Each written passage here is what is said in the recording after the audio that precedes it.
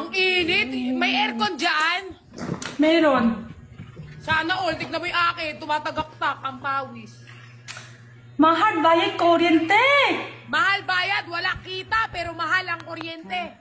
Oh, mahal kuryente. Hulaan mo te, ngayon, hindi, sa May, baka isang buwan kuryente ko dito. Dito kasi ako tulog noong May. 5,000. Taas pa. 8,000.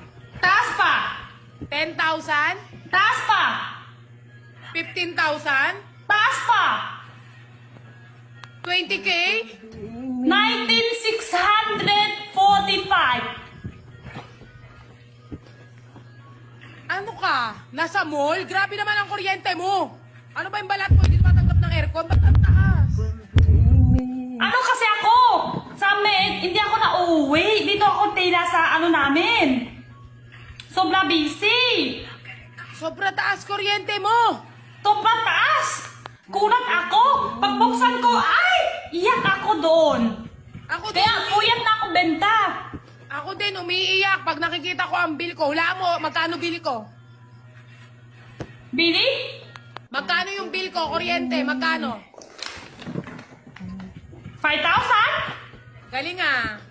Umiiyak na ako, 5,000 pala, umiiyak na ako.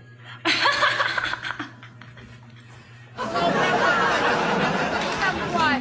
Tapos ikaw isang buwan mo, 19K? Hindi pa isali bahay.